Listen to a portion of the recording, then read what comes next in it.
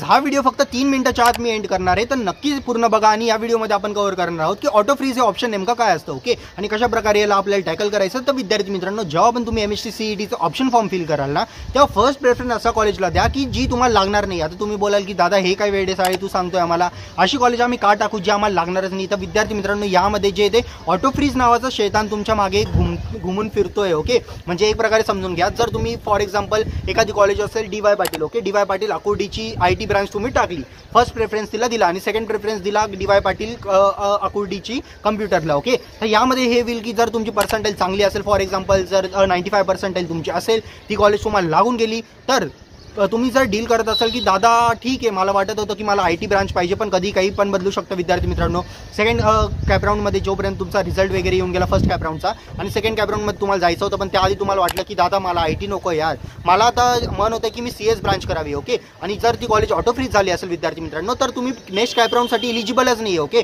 जर तुमचं first प्रेफरन्सचं college तुम्हाला लागत असेल, कोणताही असो, ते COEP असो, VJT असो, PICT, SPIT, SVKM, त्याच्यानंतर जे ते SP कॉलेज, कोणताही कॉलेज असो विद्यार्थी मित्रांनो, जर ते तुम्हाला फर्स्ट प्रेफरन्स तुम्ही त्याला दिला ना आणि जर ते कॉलेज तुम्हाला चुकून जरी अलॉट झालं तर तुमचं गेलं, ओके, वर्ष बर्बाद झालं. किंवा तुमच्याकडे 3 ऑप्शन आहे, एक तर जी कॉलेज लागली त्याच्यामध्ये ॲडमिशन घ्या, सेकंड दुसऱ्या कॅप राऊंडसाठी म्हणजे तुम्हाला जाता नाही येणार म्हणून तुम्ही नॉट कॅपसाठी इलिजिबल असाल, आणि थर्ड म्हणजे डायरेक्टली ड्रॉप घेणं, ओके. थर्डचं सगळ्यात वर्स्ट ऑप्शन आहे. तर हे 2 ऑप्शन राहतात आणि ह्या दोघांपैकी बेटर ऑप्शन कोणतं आहे हे तुम्हीच मला सांगा, ओके विद्यार्थी मित्रांनो. First option, okay.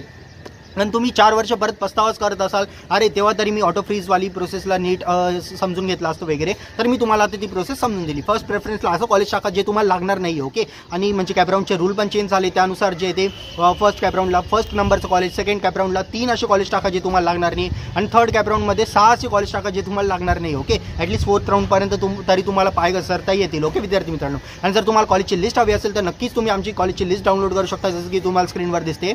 यामध्ये तुम्हाला कॉलेजचा सिरियल नंबर, कॉलेजचा कोड, कॉलेजचं नेम, त्यानंतर जे ते कॉलेजचा कट ऑफ, कॉलेजचं लोकेशन हे सर्व भेटेल. त्याच्यानंतर ऑटोनॉमस कॉलेजेस पिंक कलरच्या टेक्स्टमध्ये मी हायलाईट केले, आणि त्यानंतर जे ते येलो कलरच्या हायलाईटमध्ये असे कॉलेजेस आहे ज्यामध्ये कम्प्युटर सायन्स ही ब्रांच नाही. आणि जर तुम्हाला काउन्सिलिंग हवी असेल विद्यार्थी मित्रांनो, फक्त 799 रुपीजमध्ये आपली काउन्सिलिंग अवेलेबल आहे, ओके. तर आपल्या काउन्सिलिंगमध्ये विद्यार्थी मित्रांनो तुम्हाला जे ते आम्ही कॉलेजची लिस्ट बनवून देऊ, त्याच्यानंतर कम्प्लिटली गाईड करू, त्याच्यानंतर ऑप्शन फॉर्म असेल, त्याच्यानंतर जे ते विद्यार्थी मित्रांनो आपले कॅप राऊंड असतील, स्कॉलरशिपची डिटेल्स असतील, स्पॉट राऊंड असतील, हे सर्व आम्ही तुम्हाला गाईड करणार आहे, ओके. सगळ्यात लोएस्ट प्राईस आमच्या चॅनलवर तुम्हाला बघायला भेटेल, ओके. 1499 होती, पण आम्ही तुमच्यासाठी डिस्काउंट करून फक्त 799 रुपीजमध्ये लॉन्च केलं. तर नक्कीच काउन्सिलिंगसाठी एनरोल करा. मी भेट तुम्हाला नेक्स्ट व्हिडिओमध्ये, आणि ऑटो फ्रीज पासून सांभाळू ना. जय हिंद, जय महाराष्ट्र.